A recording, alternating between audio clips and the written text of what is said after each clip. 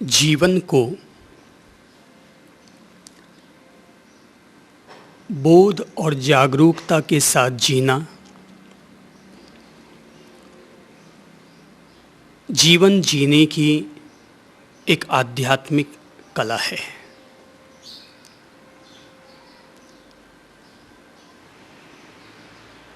अबोध और प्रमाद दशा के साथ जीना जीवन जीने की नकारात्मक शैली है।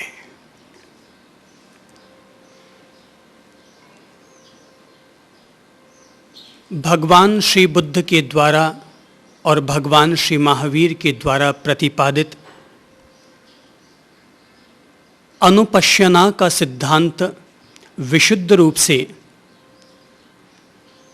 जीवन को जागरूकता पूर्वक कैसे जिया जा सके इसका पवित्र रास्ता देता है। तो या तो आदमी उस दौरान क्रोध को दबा जाएगा, और अगर दबा भी जाएगा तो तय है कि दबी हुई चीज आज नहीं तो कल प्रकट होगी। स्प्रिंग को जितना दबाएंगे उसकी ताकत बढ़ेगी या घटेगी? बढ़ेगी ना। तो जीवन में उठने वाले किसी भी प्रकार के भीतरी उपद्रव स्प्रिंग की तरह हुआ करते हैं कि अगर हम उनको दबाएंगे तो उनकी और ताकत बढ़ती चली जाएगी। तो फिर आदमी के सामने दूसरा रास्ता ये निकलता है कि आदमी अपने क्रोध, कषाय, भोग, विकार इन सबको प्रकट करे।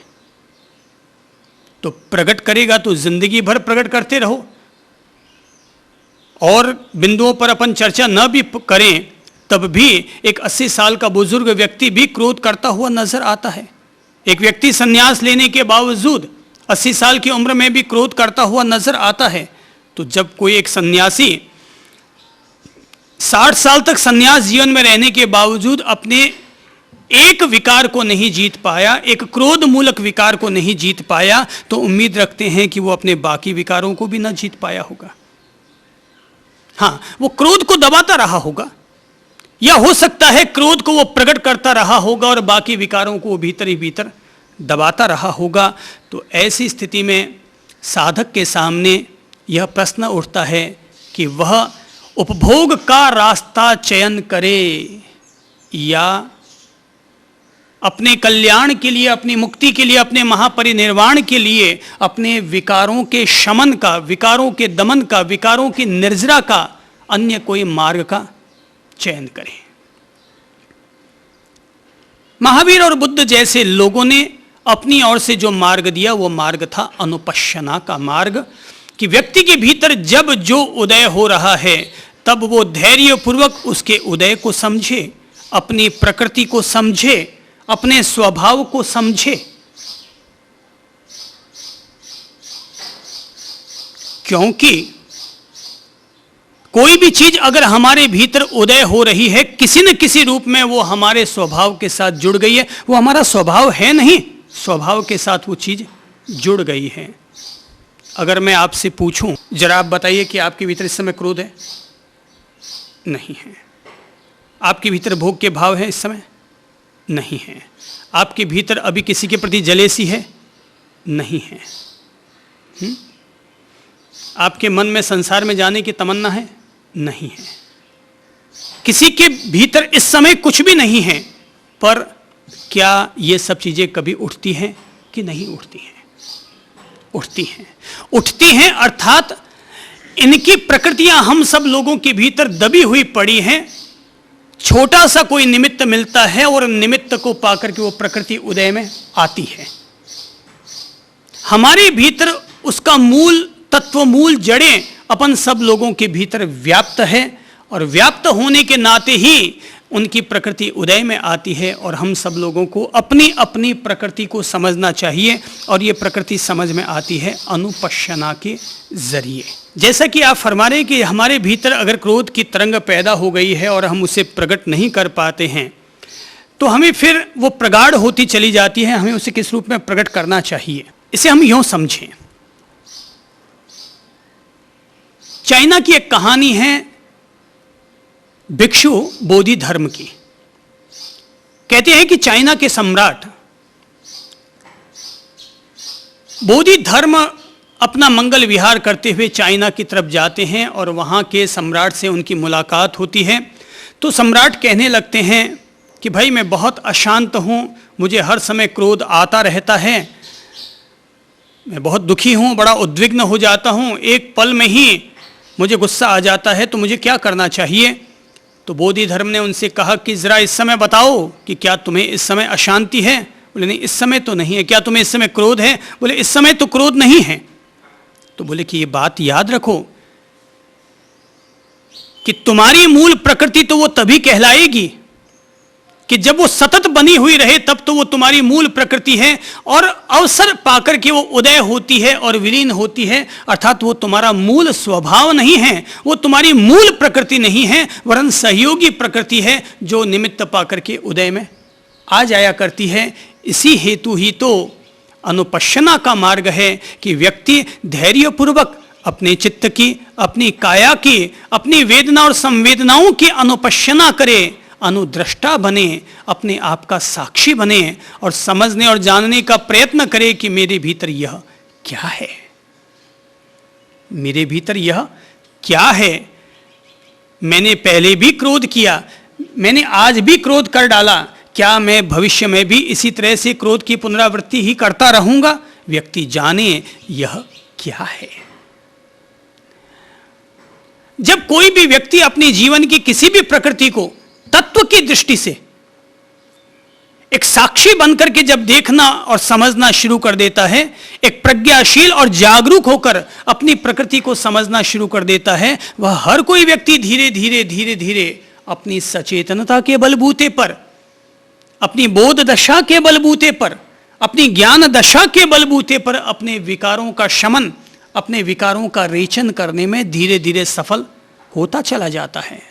ज्यों ज्यों बोध गहरा होता है, ज्यों ज्यों अनुपश्यना गहरी होती है, त्यों त्यों अपने आप ही हमारे भीतर में उठने वाले उपद्रव, हमारे भीतर उठने वाले प्रपंच, क्रोध, मान, माया, लोभ, राग, द्वेष, भोग, वासना,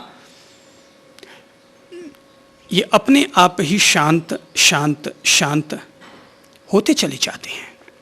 यही तो वो मार्ग है जिसे कि हम मूल मार्ग कहेंगे। अनुपश्यना का मार्ग साधक घंटों घंटों बैठकर क्या करता है।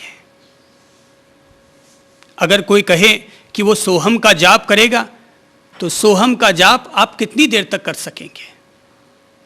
कोई बोले मैं ओम का जाप करूंगा, तो कितनी देर तक करोगे।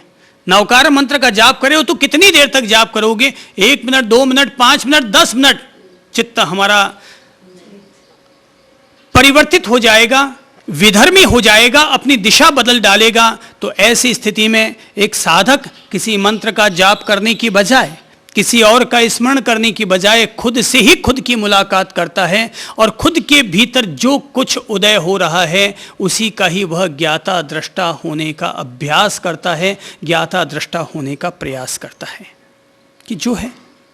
इसलिए अनुपश्यना का मार्ग अत्यंत वैज्ञानिक मार्ग है, क्योंकि यह मार्ग किसी भी प्रकार के आरोपण की बात नहीं करता, जो है जैसा है उसका साक्षी होने की बात करता है। क्योंकि अगर क्रोध है भीतर, कोई बुरा नहीं, अपना खुद का है। भीतर में अगर कामनाएं जगी हैं, भीतर में अगर इंद्रियों में कोई तनाव पैदा हुआ है, तो इसे बुरा नहीं मानेंगे, ये तुम्हारा अपना है, तुम्हारे अपने विकार हैं। व्यक्ति उन विकारों की अनुपश्यना करता है। पहले चरण में घनीभूत पिंड का साक्षीकरण होता है, धीरे धीरे उस पिंड में रहने वाले घनत्व का साक्षीकरण होता है, धीरे धीरे वो घनत्व भी बिखरने लगता है। एक एक अणु, एक एक पुद्गल परमाणु, भीतर में होने वाली एक सूक्ष्म से सूक्ष्म उदय अवस्था का भी वो साक्षी होता चला जाता है, देखता रहता है, भलीभांति देखता रहता है, भलीभांति अनुपश्यना करता रहता है, भलीभांति प्रत्यक्ष अनुभूति करता रहता है और जानता रहता है यह है, इस क्षण यह है। इस क्षण शरीर में सुख के भोग की अनुभूति है, अथवा इस क्षण दुख के भोग की अनुभूति है। इस समय मेरा चित्त बहुत शांतिमय है, अथवा लगता है इस क्षण मेरा चित्त बहुत विक्षिप्त बना हुआ है, वो विचलित है, बाहर में खड़ा रहता हूं तब भी वो उमड़ता घुमड़ता रहता है, और ध्यान में बैठता हूं तब भी वो उमड़ता घुमड़ता रहता है। अर्थात मेरे चित्त का वर्तमान क्षण भीतर से पागल बना हुआ है।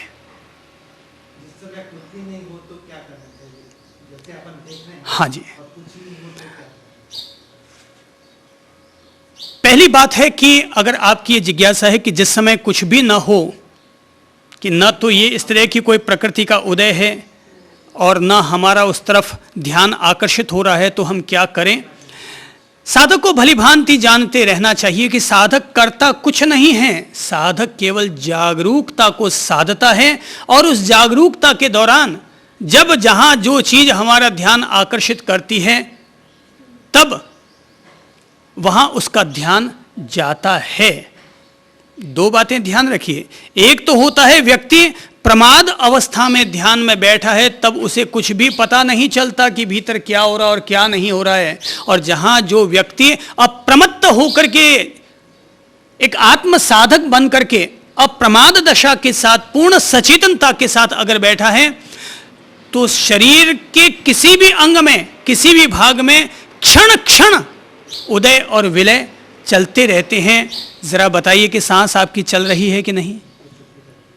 तब अपन कैसे कहते हैं कि मेरे भीतर उस समय कुछ चल रहा है कि नहीं? कुछ ना कुछ चल रहा है। दिल की धड़कन चलती है कि नहीं?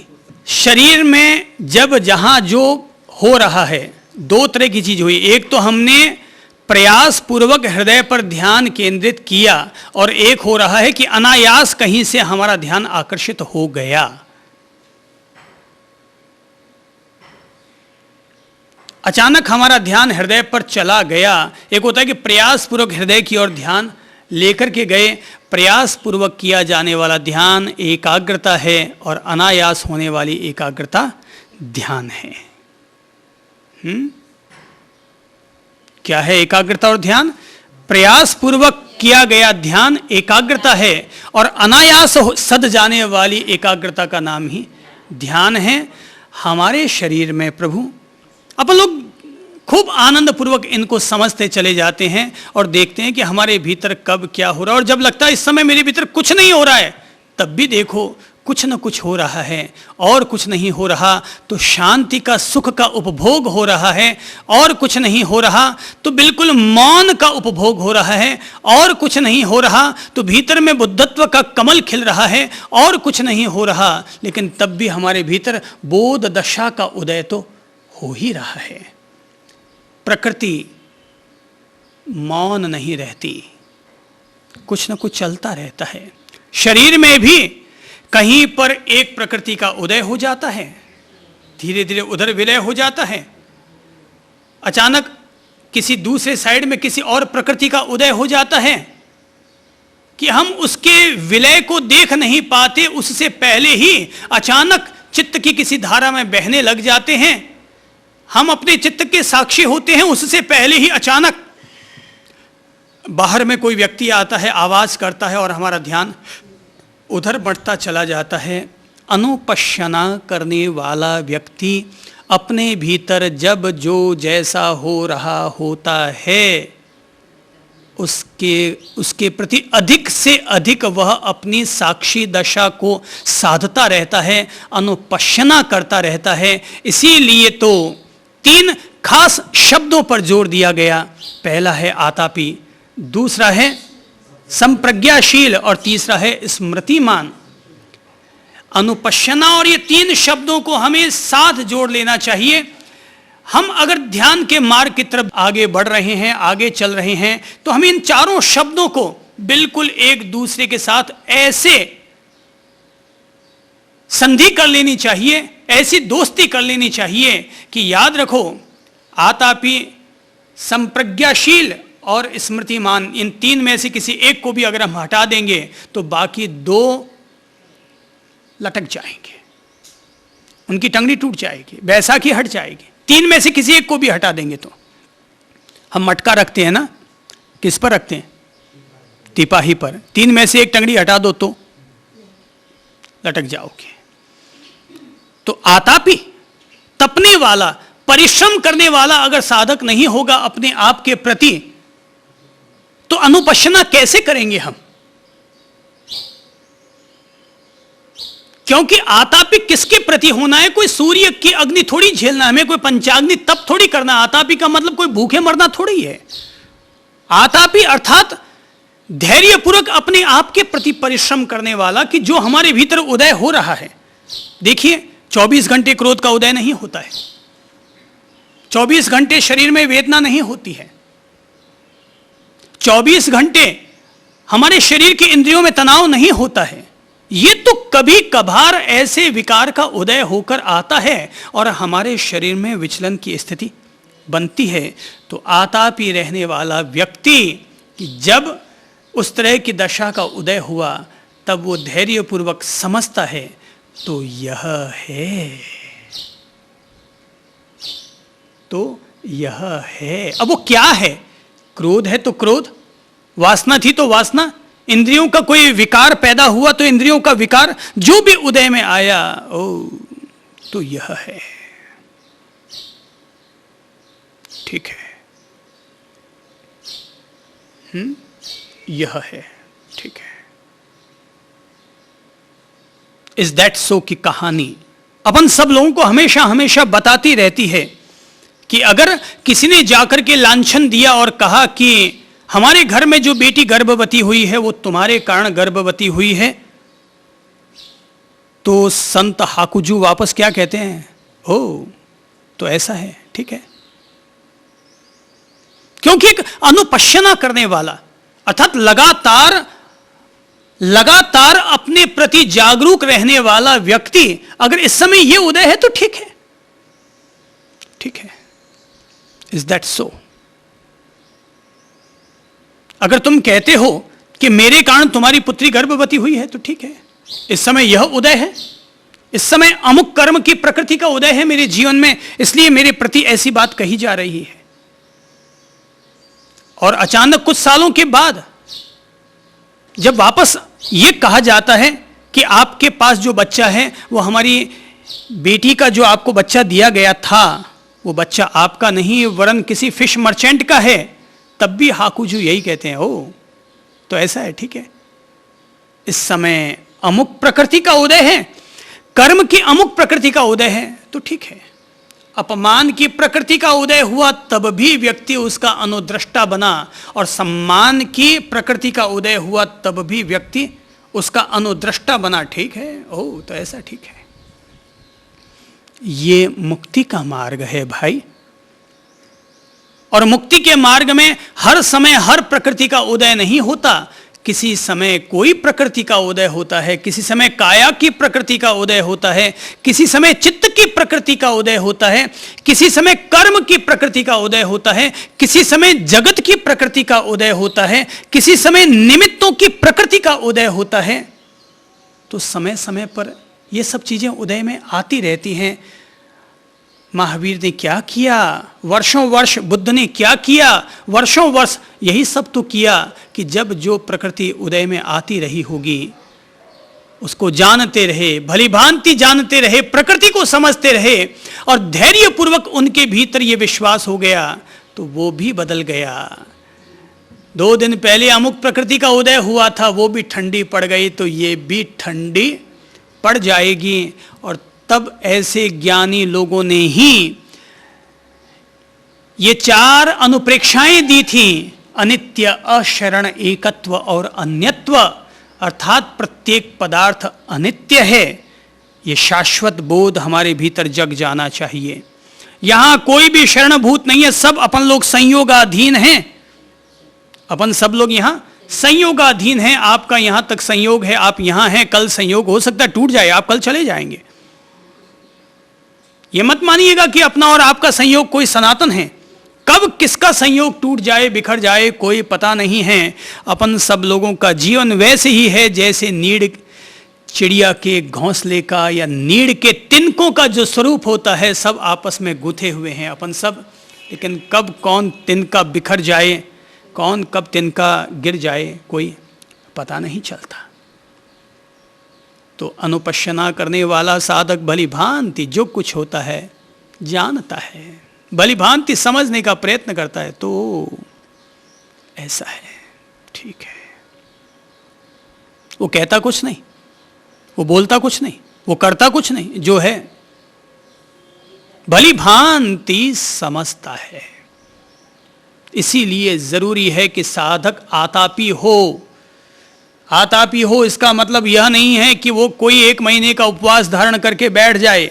आतापी होने का मतलब यह नहीं है कि वो सूर्य की आताप ना लेना शुरू कर दे। आतापी होने का अर्थ यह नहीं है कि व्यक्ति पंचाग्नि तप करना शुरू कर दे। आतापी होने का मतलब यह हुआ कि व्यक्ति पुनः पुनः अपने भीतर साक्ष्य दशा को अधिक से अधिक विकसित करने का प्रयत्न करता है, अभ्यास करता है। जो प्रकृति उदय में आती है उस प्रकृति के मर्म को, अपनी कर्म की प्रकृति को समझने का वो भली भांति प्रयत्न करता है। मोक्ष कोई ऐसे ही नहीं सधता, बातों से मोक्ष नहीं सधता, महाराज बनने से कोई मोक्ष नहीं मिलता है। आतापी होना पड़ता है, संप्रज्ञाशील होना पड़ता है, अपने भीतर होने वाली हर उदय विलय की प्रकृति के प्रति प्रत्यक्ष अनुभूति को जोड़ना पड़ता है। अर्थात सांस अगर हम ले रहे हैं तो सांस के प्रथम छोर से लेकर उसके अंतिम छोर तक एक सांस, 1 मिनट में व्यक्ति 15 सांस लेता है और एक सांस में अनगिनत क्षण बीत जाया करते हैं और उस सांस के प्रत्येक क्षण के प्रति जागरूक होना, यह कहलाती है अनुपश्यना, संप्रज्ञाशील होना। कि सांस के उदय से लेकर उसके संवेदन, उसके स्वरूप, उसके आकार, उसके विलय, उसकी प्रकृति, उसकी नित्यता और अनित्यता का बोध, सबके प्रति ये जो साधक की प्रज्ञा जगी है, बुद्धि का जगना है, ये कहलाता है संप्रज्ञाशील होना। और यहां पर हम जो क्षण क्षण अपने प्रति सचेतन बने हुए हैं, स्मृतिमान बने हुए, जागरूक बने हुए हैं, हमारा कॉन्शियसनेस जो उसके प्रति जो जगा हुआ है, अगर हम सांस के प्रति भी जगे हुए हैं तो साधक सांस के साथ शुरुआत करता है, सांस के प्रति जागरूक होता है और सांस पर जगा हुआ अचानक उसका चित्त जहां जो प्रकृति उदय में आती है वो तत्व अपने आप ही हमारे चित्त को आकर्षित कर लेता है। और जैसे ही हमारा चित्त आकर्षित होता है हम वहां पर फिर जगने लगते हैं जो भी उदय हो रहा है। और अगर कोई भी चीज उदय नहीं हो रही है तो सांस का तो उदय हो ही रहा है, सांस का तो विलय हो ही रहा है, तो हम अपने सांस के उदय और विलय को भी देख रहे होते हैं। एक बहुत अच्छे दिव्य संत हुए हैं जिनका नाम था बालशेम। कहते हैं संत बालशेम रोजाना नदिया के किनारे जाया करते, ध्यान करते और रात के 11-12 बजे अपनी कुटिया से निकलते और सुबह 3-4 बजे वापस लौट करके आ जाया करते। बीच में जंगल पड़ता, लेकिन जंगल में एक राजमहल था। राजमहल के बाहर पहरेदार चौकीदारी किया करते। तो चौकीदार सोचता ये कौन है आदमी, रोजाना रात को नदिया की तरफ जाता है। तो उसने उनका पीछा किया, कौन है, क्या करता है, कहीं कोई चोरी छिपे कुछ गड़बड़ तो नहीं करता। बताते हैं कि वो बालशेम का पीछा करते हैं तो देखता है कि बस बालशेम कुछ नहीं करते, नदिया के किनारे जाकर बैठ जाते हैं, 3-4 घंटे वहां बैठते हैं, 2 घंटे वहां बैठते हैं, जब तक उनका जी करता है बैठते हैं, खड़े होते हैं और वापस कुटिया की तरफ चले जाते हैं। वो 15-20 दिन तक देखता है और एक दिन संत बालशेम का पीछा करते उन्हें पकड़ लेता है और कहता है जरा महाराज ठहरो। बोले आप हैं कौन और क्या करते हैं? बालशेम चौंक जाते हैं और कहते हैं कि भाई मैं अपना परिचय दूं कि मैं कौन हूं, इससे पहले तुम अपना परिचय दे दो कि तुम कौन हो। उसने कहा मैं तो एक पहरेदार हूं, मैं तो एक चौकीदार हूं, तुम कौन हो? बालशेम ने कहा तुमने ठीक पहचान दी, मैं भी अब तक अपनी पहचान ढूंढ रहा था कि मैं कौन हूं, मैं कौन हूं, मैं कौन हूं। तुमने ठीक मुझे पहचान दे दी है। तुमने अपने लिए अपनी पहचान में बताया था कि तुम एक पहरेदार हो, मैं भी एक पहरेदार हूं, तुम भी एक चौकीदार हो और मैं भी एक चौकीदार हूं। बोले चौकीदार हो तुम, पहरेदार हो, किसका पहरा देते हो? तो बोले भाई मैं बताऊं उससे पहले तुम बता दो कि तुम किसका पहरा देते हो। बोले मैं तो राजमहल का पहरा देता हूं कि कौन भीतर जाता है कौन बाहर आता है इसका ख्याल रखता हूं, भली भांति चौकीदारी करता हूं। बालशेम ने कहा बिल्कुल तुमने ठीक परिचय दिया, मैं भी ऐसा ही पहरेदार हूं, मैं भी ऐसी ही चौकीदारी करता हूं और देखता हूं कौन मेरे भीतर जा रहा है और कौन मेरे भीतर से बाहर तक आ रहा है, कौन मेरे बाहर से भीतर जा रहा है और कौन मेरे भीतर से बाहर आ रहा है। मैं भी अपने इस काया के राजमहल की चौकीदारी कर रहा हूं। बोले तुम भी चौकीदारी करते हो? पर भाई मैं चौकीदारी करता हूं इसके बदले में तो मुझे पैसे मिलते हैं, तुम्हें क्या मिलता है? तो बालशेम ने कहा अरे भाई जब तुम मुझसे ये पूछ रहे हो कि मुझे क्या मिलता है तो मैं तुमसे पूछना चाहूंगा कि तुम्हें क्या मिलता है। बोले मुझे 3,000 रुपये महीने मिलते हैं। बोले बस? अरे बोले मुझे जो मिलता है उसकी गिनती आंकड़ों में नहीं की जा सकती। मुझे अस्तित्व का जो पुरस्कार मिलता है, मुझे आनंद का जो पुरस्कार मिलता है, मेरे भीतर पल प्रति पल जो सत्य से संवाद करने का, सत्य के सानिध्य में जीने का, अपने आप के सानिध्य में जीने का जो आनंद मिलता है उसके सामने 3,000 का तो मूल्य ही क्या है। कहते हैं चौकीदार बालशेम की बातों को सुनता है और सुनते सुनते इतना प्रभावित हो जाता है तो कहता है क्या मैं भी ऐसी चौकीदारी कर सकता हूं? बालशेम ने कहा बिल्कुल कर सकते हो, अरे तुम तो मुझसे भी ज्यादा अच्छी चौकीदारी कर सकते हो, क्योंकि मुझे तो अपनी चौकीदारी को साधना पड़ा है और तुम्हें तो चौकीदारी करनी पहले से ही आती है। फर्क केवल इतना है, अब आंखों को बाहर खोल करके इस राजमहल की चौकीदारी नहीं, पलकों को झुका करके अपने भीतर की चौकीदारी करनी होगी और पल पल जागरूक होकर तुम्हें अपने आप में देखना होगा कौन भीतर आ रहा है, कौन भीतर से बाहर जा रहा है, कब कहां क्या चीज का उदय हो रहा है और कब कहां किस चीज का विलय हो रहा है। तुम्हें भली भांति अपने आप के प्रति जागरूक होना होगा। ये है सचेतनता, ये है स्मृतिमान होना, अर्थात पल पल अपनी चौकीदारी करना, पल पल अपने काया के लोक में होने वाले हर सूक्ष्म से सूक्ष्म उदय के प्रति जागरूक होना, आतापी होना, संप्रज्ञाशील अर्थात जो हमें प्रत्यक्ष अनुभूति हो रही है उसके प्रति सचेतन होना, उसके प्रति जागरूक होना। सड़क पर चलोगे, जागरूकता पूर्वक चलेंगे तो ढंग से चल पाएंगे ना? क्यों प्रभु? खाना खाएंगे जागरूकता पूर्वक खाएंगे तो गाल बचे हुए रहेंगे ना? नहीं तो हो सकता है जवाड़े के बीच में गाल आ जाए। जागरूकता पूर्वक बोलेंगे तो ढंग से बोल पाएंगे ना? ऐसे ही अगर हम जागरूकता पूर्वक ध्यान धरेंगे तो ध्यान भी हम ढंग से धर पाएंगे। प्रमाद और जागरूकता दोनों आपस में एक दूसरे के कुत्ता बिल्ली के दुश्मन हैं। अगर हम ध्यान धर रहे हैं तो हमें पहले से ही ये बोध रखना चाहिए, अप्रमाद दशा ही साधना का प्रवेश द्वार है।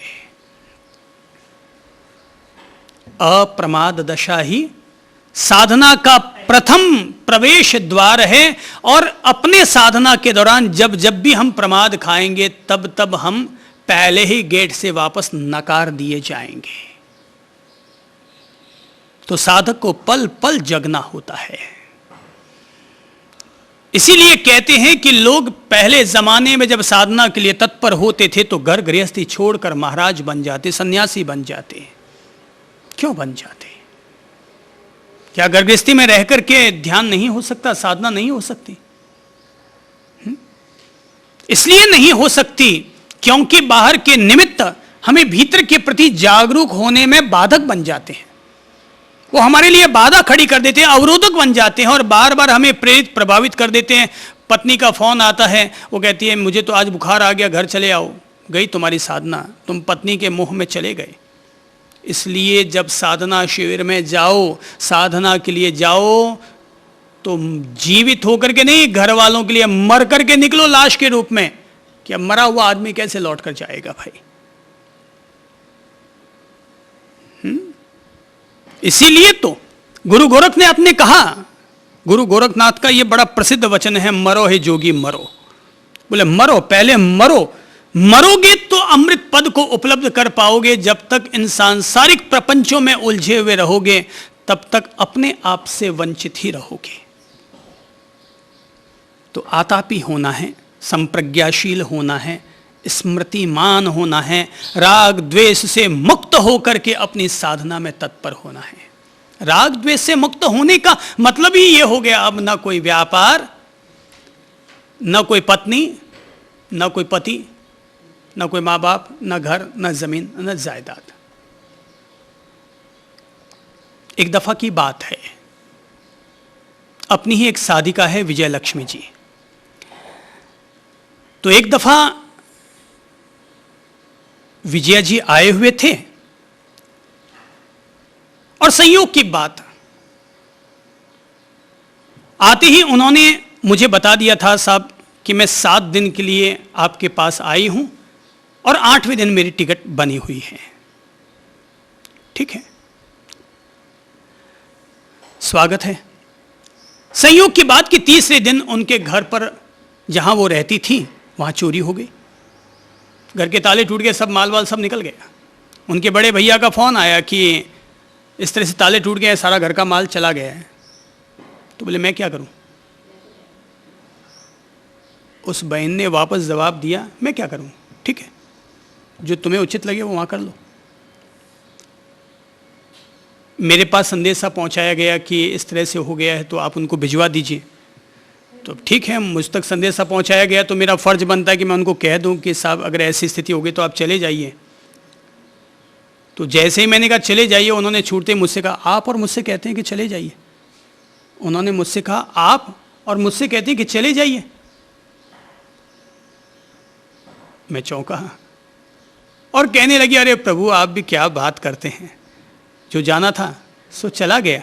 मैं वहाँ रहती तो भी जा सकता था, और मैं यहाँ हूँ तो भी जा सकता है वो सामान। मैं अभी जिस उद्देश्य के लिए आई हूँ, मैं प्राणपण से उसी उद्देश्य के लिए समर्पित रहूँगी।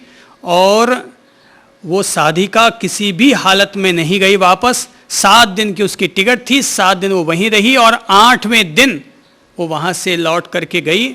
और जाते समय उसने केवल एक ही टिप्पणी की थी, और वो टिप्पणी ये थी कि साहब कुछ चीज़ें ऐसी थी जिनका मोह मैं न छुड़वा पाई। मैं उस चोर की आभारी हूँ कि जो ले गया, तो इस बहाने मेरा थोड़ा परिग्रह हल्का हुआ।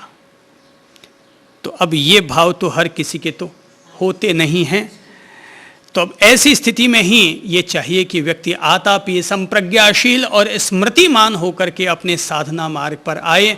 तब तो वो साधना व्यक्ति को परिणाम देगी, व्यक्ति को किसी सच्चाई तक पहुंचाएगी, व्यक्ति को अपनी साधारण प्रकृतियों से ऊपर उठा करके असाधारण चेतना का स्वामी बनाएगी। वरना वही सब छाती कूटा अपन सब लोग साथ लेकर के अगर साधना में बैठेंगे, तो दिमाग में वही सारा छाती कूटा अपने सब लोगों के दिमाग में उमड़ता घुमड़ता रहेगा।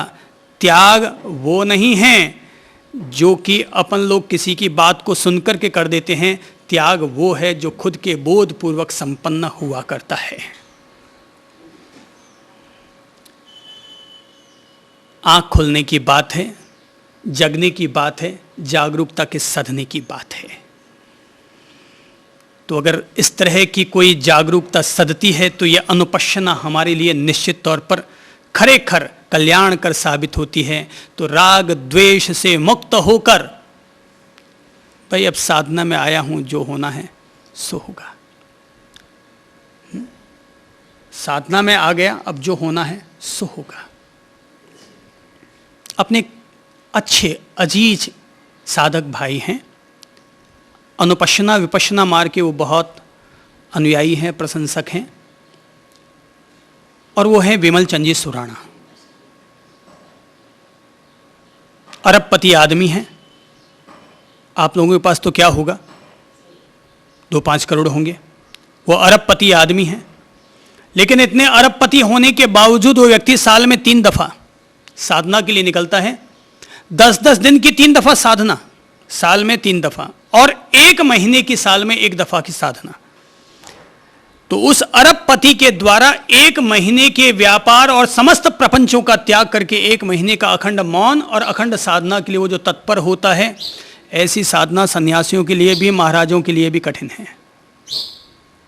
महाराज लोग तो दिन भर श्रावकों में, उनको राजी रखने में, या ये जो प्रभावना के नाम पर जो दुनिया भर के प्रपंच चलते रहते हैं, उन्हीं प्रपंचों में अपन सब महाराज लोग उलझे हुए रहते हैं। तो महाराज जो हकीकत में इन सब चीज़ों का त्याग करके और अपनी साधना में तत्पर होते हों, वो राग द्वेष से मुक्त होकर जीने वाले, वे वीतरागी होकर जीने वाले, वे वीत द्वेष होकर जीने वाले लोगों की तबीयत, उनकी तमन्नाएं, उनकी आरजू, उनकी भावनाएं कुछ अलग होती हैं, उनका नज़रिया कुछ अलग होता है, उनकी तितिक्षाएं कुछ अलग होती हैं। तो श्री भगवान राग द्वेष को दूर करके आतापी संप्रज्ञाशील और स्मृतिमान होकर के हमें साधना में प्रवेश दिलाना चाहते हैं। वे हमें साधना में किस तरीके से धीरे धीरे कदम बढ़ाते हुए आगे ले जाएंगे, आज हम अगला सूत्र लेते हैं। कहते हैं, यहां कोई अरण्य में, वृक्ष तले अथवा शून्यागार में जाकर शरीर को सीधा रख, मुख के ऊपरी भाग पर स्मृति प्रतिष्ठापित कर पालथी मारकर बैठता है। वह स्मृतिमान हो सांस लेता है, स्मृतिमान हो सांस छोड़ता है। वह लंबा सांस छोड़ते हुए भली प्रकार जानता है कि मैं लंबा सांस लेता हूं, और लंबा सांस छोड़ते हुए भली प्रकार जानता है कि मैं लंबा सांस छोड़ता हूं। वह ओछा सांस लेते हुए भली प्रकार जानता है कि मैं ओछा सांस लेता हूं, और ओछा सांस छोड़ते हुए भली प्रकार जानता है कि मैं ओछा सांस छोड़ता हूं। वह सीखता है कि मैं सारी काया के प्रति संवेदनशील होकर सांस लूंगा, मैं सारी काया के प्रति संवेदनशील होकर सांस छोड़ूंगा। वह सीखता है कि मैं काया के संस्कार को प्रशब्द अर्थात शांत करके सांस लूंगा, मैं काया के संस्कारों को प्रशब्द अर्थात शांत करके सांस छोड़ूंगा। साधना का, समाधि का प्रवेश द्वार क्या है? तो प्रवेश द्वार है आनापान सति। सति यानी स्मृति। आनापान, आन अर्थात आना, अपान अर्थात जाना।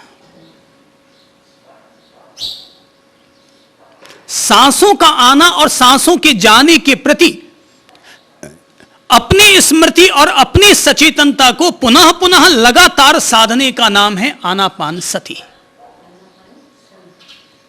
आनापान सति को हम अपनी भाषा में आनापान योग कह सकते हैं, अर्थात आती जाती सांसों के प्रति अपने आप को आत्म जागरूक करते हुए ध्यान धरना, इसका नाम है आनापान योग।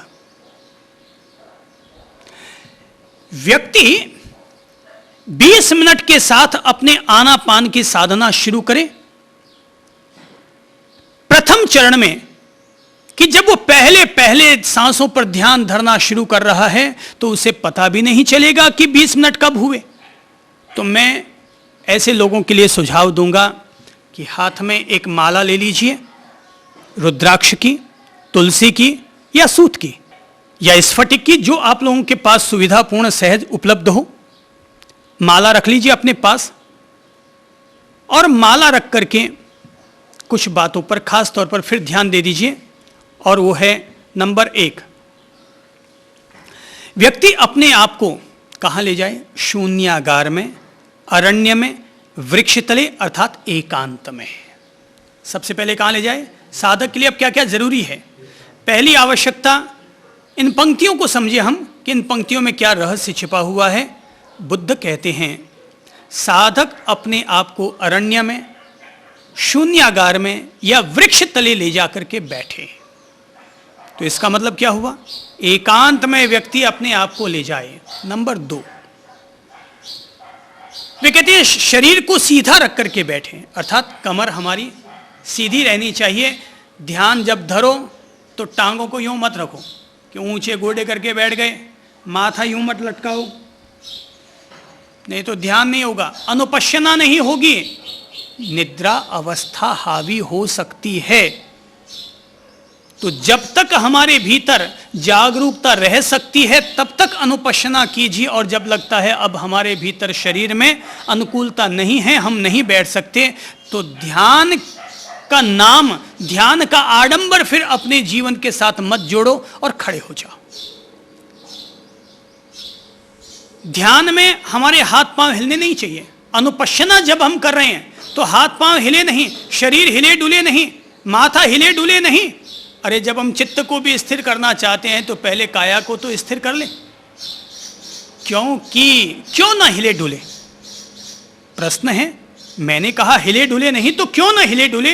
इसलिए नहीं हिलना डुलना चाहिए क्योंकि हमारे शरीर में, काया के लोक में कब कहां कौन सी प्रकृति का उदय होगा, हमें उसके प्रति जगना है, उसका साक्षी होना है। जब हिलेंगे डुलेंगे तो उस उदयशील प्रकृति को हम समझ नहीं पाएंगे और अनुपश्यना ठीक से साध नहीं पाएंगे।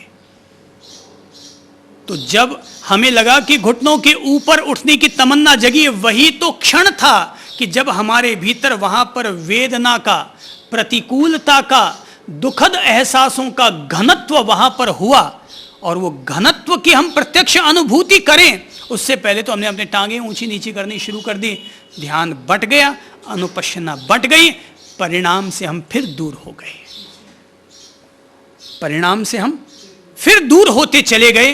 तो ध्यान पहले चरण में 20 मिनट के साथ शुरू कीजिएगा, पर करें कैसे? नंबर 1 एकांत में, नंबर 2 शरीर को सीधा, मेरुदंड सीधा, गर्दन सीधी, मुंह सीधा। नंबर 3 मुख के ऊपरी भाग पर स्मृति प्रतिष्ठापित करें। अनुपश्यना कहां करें? सबसे पहले हमारी बुद्धि के सबसे करीब कौन है, हमारे मन के सबसे करीब कौन है? करने पर तो हम पेट पर भी कर सकते हैं, हृदय पर भी कर सकते हैं, हृदय में भी धड़कन चल रही है, पेट में भी उतार चढ़ाव हो रहा है, शरीर की नाड़ियों में भी कर सकते हैं, उनमें भी नर्व्स में खून बह रहा है। पर हमारी बुद्धि, हमारा मन जिसे सबसे पहले सरलता से पकड़ सकता है वो है आती जाती सांस, क्योंकि हमारे मन और बुद्धि के बिल्कुल करीब, सीधे सपाट टॉर्च की प्रकाश रेखा की तरह सीधा सबसे पहले हमारा नाक, हमारा नासिका प्रदेश आता है। तो अनुपश्यना के लिए व्यक्ति अपनी स्मृति को, अर्थात अपनी सचेतनता को, अर्थात अपनी जागरूकता को सबसे पहले अपने मुख के ऊपरी प्रदेश पर स्थापित करे।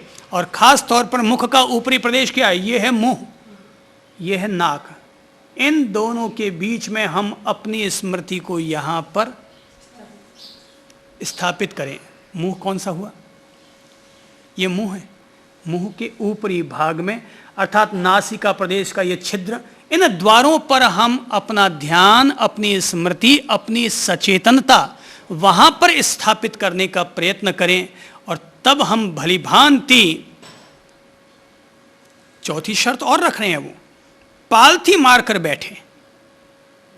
बैठे कैसे? पलाखी मार करके, सीधी कमर बैठे। अब अगर कोई व्यक्ति कहता है कि मुझे पालकी नहीं मार सकता हूं, कुर्सी पर बैठना पड़ता है, वो उसके शरीर की स्थिति पर निर्भर करता है। पर एक स्वस्थ व्यक्ति के लिए जरूरी है कि वो पलाखी मार करके बैठे, ठीक है? हाँ, अगर लगता है अब दिन में 4-5 बैठक कर रहे हैं और शरीर में असहजता आ जाती है तो भले ही अपन थोड़ा हाथ पांव को हिला डुला लें, पर बोध यही रखना चाहिए, मुझे ध्यान में स्थिर चित्त होकर, स्थिर देह होकर के बैठना है। अगर हमें अनुपश्यना करनी है तो शरीर में होने वाली प्रकृति के सत्य को अगर समझना है तो पलाखी मारकर बैठे, शरीर को स्थिर करके बैठे, सीधी कमर बैठे, एकांत में बैठे, मौन होकर के बैठे, कोई तरह का आरोपण न करें, किसी भी चीज को याद न करें, हर चीज से मुक्त होकर अर्थात राग द्वेष से मुक्त होकर के व्यक्ति अपनी अनुपश्यना करने के लिए बैठे, तब तो व्यक्ति अपने भीतर होने वाले उदयों को वो समझ सकेगा। नहीं तो इधर उधर बाहर के वातावरण अपन लोगों को प्रभावित करते रहेंगे। तो ज़रूरी है कि जब हम ध्यान धरने के लिए बैठे, साधना के लिए अगर आप लोग आएँ 7 दिन के लिए, 10 दिन के लिए, 1 महीने के लिए, 15 दिन के लिए, ध्यान रखें उस दौरान मोबाइल घर भूला, साथ में मत लेके आओ। मरने वाले मरेंगे, जीने वाले जिएंगे। अब हमारी साधना के दौरान जब जो जहाँ जैसा होना होगा वैसा होगा, हम तो उस हर उदय के साक्षी भर रहेंगे। हो सकता है आपकी पत्नी मर जाए कल घर पर, आप यहाँ साधना के लिए आए 5 दिन के लिए। अच्छा जरा बताइए प्रयाग प्रभु, आप 7 दिन के लिए साधना में आए हैं और पीछे से अगर आपकी पत्नी मर जाए तो आप क्या करेंगे? घर जाएंगे? वो कसौटी थी, बाहर के उदय और भीतर के उदय। भीतर के उदय के जैसे हम साक्षी हो रहे हैं, वैसे हमें बाहर के उदयों के प्रति भी साक्षी होना होगा। और तब हम सोचेंगे भीतर में भी जो उदय हो रहा है हम केवल उसके साक्षी हो रहे हैं, और बाहर भी जो हो रहा है हम उसके साक्षी भर ही रहेंगे जो होना है। फिर यही तो आगे ना, ऐसा है कि साधक अपने लिए निर्णय कर ले कि उसे अपने सामाजिक स्वरूप को बरकरार रखना है या उसे अपने निर्वाण स्वरूप को बरकरार रखना है। वो किस स्वरूप को पाना चाहता है? अपन सब लोग 2 नावों की सवार करना चाहते हैं, इसीलिए न इधर को उपलब्ध कर पा रहे हैं और न उधर को। न तो संसार का पूरा रस रंग ले पा रहे हैं और न ही साधना का पूरा रस रंग, क्योंकि अपन साधना में तो बढ़ना चाहते हैं पर वो जो उधर वाला मोह है ना, उसको अपन छोड़ना नहीं चाहते। जरा एक बात बताइए कि किसी के आदमी को अगर यहां से 10 कदम आगे बढ़ना है तो उसको क्या करना पड़ेगा? पहले कदम को आगे बढ़ाएगा तो क्या दूसरा कदम पीछे ही रखेगा क्या? पहला कदम आगे बढ़ाया तो दूसरे को पीछे रखना चाहेंगे क्या? हो ये रहा है कि अपन चाहते तो है कि 10 कदम वहां तक जाना है, साधना क्या है? केवल 10 कदम आगे बढ़ाना है। पर अपन लोग पहला कदम तो बढ़ाने को तैयार हो जाते हैं, पर दूसरा कदम उसको उठा पाने का सामर्थ्य, उसको उठा पाने का साहस अपने भीतर नहीं संजो पाते। तो अपन लोग जिंदगी भर उस पहले कदम और दूसरे कदम, पहले कदम और दूसरे कदम पर ही अपन सब लोग अटके हुए रह जाते हैं। साधना केवल 10 कदम बढ़ना है, पर दूसरा कदम बढ़े तब तीसरा कदम सार्थक होना। जिसको छोड़ना है उसको छोड़ नहीं पाते, पर चाहते हैं मोक्ष, चाहते हैं निर्वाण, चाहते हैं मुक्ति, पर संसार को छोड़ना नहीं चाहते। तो फिर संसार चाहो ना भाई, फिर ऐसी साधना करो जिससे आपको संसार उपलब्ध हो सके, समाज उपलब्ध हो सके, व्यापार उपलब्ध हो सके, आपको आपका प्रारब्ध उपलब्ध हो सके। एक साधक तो अपने प्रारब्ध को काटने में लगा हुआ है, अपने प्रत्येक कर्म के उदय को काटने में लगा हुआ है। साधक अपना नजरिया स्पष्ट कर ले कि वो अपने लिए क्या पाना चाहता है। इसलिए कहते हैं मरो हे जोगी मरो, पहले मरना पड़ेगा। सन्यास लेने का मतलब क्या हुआ? सन्यास लेने का मतलब यह हुआ, असली सन्यास तब नहीं है कि जब किसी को अपने चोटी दे दी और चेला बन गए हैं। असली सन्यास तब है जब अपने लिए सारी दुनिया मर गई है। उससे पहले सन्यास आता ही नहीं है। वेश जरूर आ जाता है सन्यास का, चाहे वो मुझ पर आए चाहे वो आप पर आए। ठीक है ना, शुद्धांजना जी हैं। उससे पहले अपने पास वेश आ सकता है, पर भीतर में वो सन्यास नहीं आएगा। सन्यास लेने का मतलब ये अब दुनिया मर गई मेरे लिए, अब खत्म हो गई, मैं तो केवल उसी के लिए, प्रभु के लिए ही मैं तो अब प्रिय हो गया, तब होता है सच्चा सन्यास। इसलिए मैं कहता हूं सन्यासी होना अत्यंत दुर्धर्ष तपस्या है। 100 जन्मों के बाद कोई प्रबल पुण्य का उदय होता है, तब कोई वास्तविक तौर पर सन्यासी बन पाता है। बाकी सन्यास का बाना लेकर जीने में क्या लगता है? गृहस्थी का बाना पहनो चाहे सन्यासी का बाना पहनो। गृहस्थी का बाना पहनोगे तो मेहनत ज़्यादा करनी पड़ेगी, सन्यासी का बाना पहन लोगे तो खाने पीने के लिए मेहनत कम करनी पड़ेगी, बस इतना सही फर्क होगा।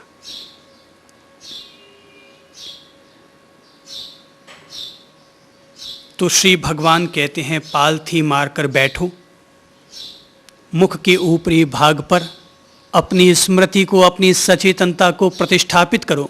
क्या है शब्द प्रतिष्ठापित है? केवल स्थापित ही नहीं कह रहे हैं, रखना ही नहीं कह रहे हैं, प्रतिष्ठापित। प्रतिष्ठापित का मतलब हो गया आप उसको हिला भी नहीं सकते। मूर्ति की प्रतिष्ठा करते हैं ना मंदिर में, तो हिल जाती है तो अपन क्या कहते हैं, भाई बहुत बड़ी आशात्मा हो गई, अब हिल ना हो गई, मूर्ति हिल गई। अरे भाई जब हमने मुख के ऊपरी भाग पर अपनी अनुपश्यना को, अपनी स्मृति को स्थापित किया, प्रतिष्ठापित किया, वो जब हिल गई तो हम क्या कहेंगे? उस पर गौर ही नहीं करते हैं। प्रतिष्ठा का मतलब यह हो कि हमने अपने प्राणों को वहां पर प्रतिष्ठित कर डाला, अपने आप को वहां पर प्राणपण से जुटा डाला। यह कहते हैं प्रतिष्ठापित करना कहलाया। अपनी जागरूकता को, अपनी सचेतनता को पूरी तरह मुख के ऊपरी भाग पर प्रतिष्ठापित करना। तो जब कोई साधक इस बाह्य दशा का निर्माण कर लेता है, इस बाहरी स्वरूप को अख्तियार कर लेता है, तब कहा जाएगा अब वह साधना के लिए तैयार हो गया है, उसकी भूमिका बन गई है, उसका धरातल बन गया है। और तब वह भली भांति आती हुई सांस को भी जान लेगा और जाती हुई सांस को भी जानने में सफल हो जाएगा।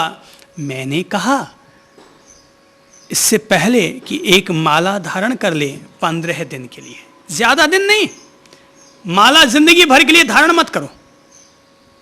ये जो सन्यास का वेश भी है ना, आप लोगों ने, जैसे अपन लोगों में से कई लोग भिक्षु, मुनि, संत, सन्यासी बने हैं, कई लोगों ने वेश बदला ना, गृहस्थी का वेश बदला। मैं कहूँगा जिंदगी में एक बार संत बनने के बाद फिर अपना वेश बदलिएगा, और वो वेश, ये जो इस वाणी के प्रति हमारा मोह होता है, वो मोह भी हमारा छूट जाए। क्योंकि ये बाना भी एक पंथ का, एक धर्म का, एक परंपरा का परिचायक है, तो हम एक दिन इसका भी मोह छोड़ देंगे। तो भली भांति, मैंने कहा ना माला, तो 15 दिन के लिए माला, उससे ज़्यादा दिन मत रखिएगा। जिंदगी भर के लिए मालाओं को पकड़ पकड़ के मत बैठ जाइएगा। तो 3 माला हमें फेरनी है। माला में मंत्र कोई नहीं, स्मरण कोई नहीं। पहली माला में मणियां कितने होते हैं? 108। बस सीधी कमर बैठो, अपने हाथ को घुटने प्रदेश पर रखो, ज्ञान मुद्रा या चैतन्य मुद्रा धारण करो, और माला का एक एक मणियां गुड़काते चले जाओ। और वो ये है 108 मणियों तक हम लंबी गहरी श्वास लें, लंबी गहरी श्वास छोड़ें, आती जाती लंबी गहरी सांसों को भली भांति जानने का अभ्यास करें। अभी ध्यान नहीं कर रहे हैं, अनुपश्यना अभी हुई नहीं है। अभी तो अभ्यास के लिए हमने, जैसे बालक ABCD सीखता है ना, क ख ग घ, तो क्या करता है, मास्टर जी बना देते हैं A, तो फिर छोरा उस पर क्या करता है, ए, बस उसी पर लिखता रहता है, उसी पर लिखता रहता है। ठीक इसी कदर अपन लोग भी वो लंबी श्वासों को लेने का, जानने का अभ्यास कर रहे हैं, प्रैक्टिस कर रहे हैं, एक्सरसाइज कर रहे हैं। हो सकता है उस दौरान फिर चित्त हमारा भटक गया, जो हमने प्रतिष्ठा यहाँ की थी अपनी स्मृति की, वो फिर खंडित हो गई। लेकिन श्वास लंबी लेनी जारी है, और फिर हमने दोबारा सांस लंबी लेनी शुरू कर दी है। और फिर आधी माला भी पूरी नहीं हो पाई कि फिर हम भटक गए, कोई बात नहीं, फिर हमने वापस वही लंबी सांस लेनी शुरू कर दी, आगे मणियां चल रहे हैं। 108 मणियां पूरे हो गए, अर्थात लंबी गहरी सांसों को जानने का, उनकी अनुपश्यना करने का हमने अभ्यास प्रारंभ किया है। ये सांसों के जरिए अपनी अनुपश्यना करने का द्वार है। समाधि का पहला द्वार है आनापान योग, अर्थात अपनी आती जाती श्वासोश्वास पर अपनी स्मृति को, अपनी सचेतनता को स्थापित और प्रतिष्ठापित करना।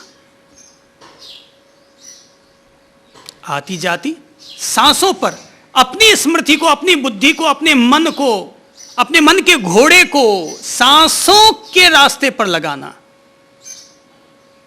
तो अभी मैं ये नहीं कह रहा हूं कि सांसों पर मन टिक गया है, कि हर सांस की अनुपश्यना हो रही है। अभी हमें हर सांस का मर्म समझ में नहीं आया, अभी तो हम केवल सांस को पकड़ने का अभ्यास कर रहे हैं। नंबर 1 माला पूरी हो गई, अब दूसरी माला शुरू। दूसरी माला में हम अपनी श्वास की गति को मंद करते हुए मंद मंद लंबे श्वास ले रहे हैं और मंद मंद लंबे श्वास छोड़ रहे हैं। तो पहले हमने श्वास लिया था वो लंबा था, लेकिन अब हमने उस लंबे श्वास की जो गति चल रही थी, जैसे एक सामान्य इंसान 1 मिनट में 15 सहज सांस लेता है, लंबे गहरे सांस लो तो 10 लंबे गहरे सांस लेगा, पर अगर उसकी गति को मंद कर लो तो उसकी गति 6 और 7 सांस की ही हो जाएगी। तो फिर हम मंद मंद श्वासोश्वास के साथ एक माला पूरी करेंगे। ये माला थोड़ी कठिन हो जाएगी, पहले वाली माला से ये माला थोड़ी कठिन लगेगी, पर महावीर ने खास तौर पर जोर दिया इस बात पर कि जब भी तुम ध्यान में बैठो तो सबसे पहले मंद मंद श्वासोश्वास पर अपने चित्त को साधो। ये महावीर की बुनियादी साधना पद्धति है कि साधना करने से पहले या साधना में प्रवेश करने से पहले मंद मंद श्वासोश्वास लो। तो मैं कहूंगा दूसरी माला किसकी? मंद मंद श्वासोश्वास की। हम क्या कर रहे हैं? श्वास को जान रहे हैं। अनुभव किसका कर रहे हैं? प्रत्यक्ष रूप से श्वास का अनुभव कर रहे हैं। प्रयास और पुरुषार्थ किसका कर रहे हैं? श्वास का प्रयास और पुरुषार्थ करते हैं उनको जानने का। इसमें थोड़ी सी पहले चरण 3 दिन तक कठिनाई महसूस होगी दूसरी माला में, लेकिन 3 दिन के बाद हम देखेंगे हाँ दूसरी माला भी हम पूरी की पूरी लगभग श्वासों का अनुभव करते हुए माला के मणियां लुढ़का चुके हैं। और तीसरी माला आती जाती सहज सांसों की अनुपश्यना करने में लगाएंगे, अर्थात प्रयास अब मिट गया है, हाथ में केवल मणियां चल रहा है। सहज में जो सांस आ रही है, सहज में जो सांस जा रही है, तब साधक भली भांति जानने का प्रयत्न करता है, मैं आती हुई अपनी सहज सांस को जान रहा हूँ, मैं जाती हुई अपनी सहज सांस को जान रहा हूँ। 15 दिन तक, 20 मिनट तक ये 3 माला, 3 माला श्वास की साध के लुढ़का लीजिएगा और 15 दिन बाद इस माला को छोड़ दीजिएगा।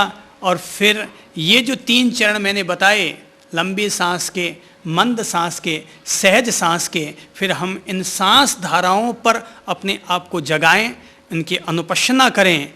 आप आश्चर्य करेंगे, श्वास पर सचेतन होने का प्रयोग ध्यान का, अनुपश्यना का एक ऐसा चमत्कारिक प्रयोग है कि श्वास पर जगने से आदमी अपने काया के लोक में होने वाले प्रत्येक उदय और विलय के प्रति भी जगना शुरू हो जाता है। श्वास के प्रति जैसे ही हमारी जागरूकता सधने लगती है, त्यों त्यों हमारे भीतर काया के लोक में जो भी उपद्रव उदय में आएंगे, हम उनको भी पकड़ने में, उनको जानने में, उनको समझने में, उनकी प्रकृति के साक्षी होने में भी हम सफल होते चले जाएंगे। श्वास, सहज श्वास, अब कोई आरोपण नहीं, कोई प्रत्यारोपण नहीं, न इधर न उधर। अब अगर वो सहज रूप में सांस लंबी चल रही है तो जानता है साधक अनुपश्यना करता हुआ इस समय सांस लंबी चल रही है, अथवा इस समय सांस मंद चल रही है, अथवा इस समय सांस सहज चल रही है, अथवा इस समय सांस ओछी चल रही है, अर्थात अथवा इस समय सांस नहीं ही चल रही है। ऐसी भी स्थितियां बनती हैं, रोज ही बनती होगी साधना के दौरान। जो लोग थोड़ी सी प्रेम पूर्वक अनुपश्यना करते हैं उनके तो रोज ही ये स्थिति बनती है कि श्वास रहित उनकी काया की स्थिति बन जाती है। सांस चल भी रही है कि नहीं चल रही है उसका भी पता नहीं चलता, इतनी सूक्ष्म और बारीक सांस हो जाती है उनकी।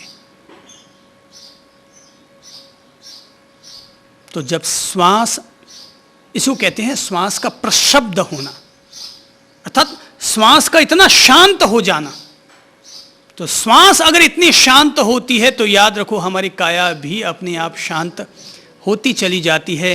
तो पहले चरण में तो साधक अपने सांसों को साधता है, वह जानता है वह भली भांति जानने का अभ्यास करता है कि मैं श्वासों पर जाग रहा हूं, श्वासों को जान रहा हूं, और श्वासों को जानते हुए मैं अपनी काया के प्रति संवेदनशील हो रहा हूं, मैं अपनी काया के प्रति जाग रहा हूं।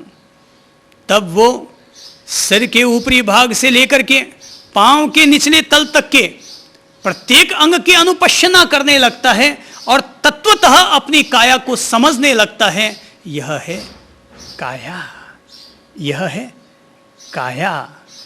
जीवन का सारा मर्म और रहस्य इस 3.5 हाथ की काया में समाहित हैं। ध्यान के अन्य जितने भी मार्ग हैं, वे मार्ग हमें अदृश्य से जुड़ने की प्रेरणा देते हैं, पर अनुपश्यना यह एक ऐसा मार्ग है जो हमें हमारे भीतर वर्तमान क्षण क्षण में जो उदय में आ रहा है, उस उदयशील और विलयशील प्रकृति का साक्षी होने का मार्ग देता है।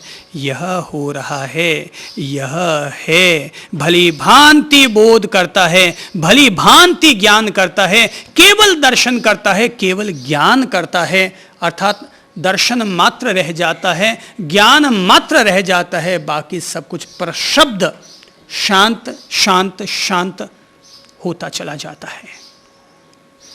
तो आज हमने जिस बिंदु पर मनन किया, जिस बिंदु के हम करीब पहुँचे हैं, वो बिंदु एक तरह से समाधि का प्रवेश द्वार है, और वो है आनापान योग।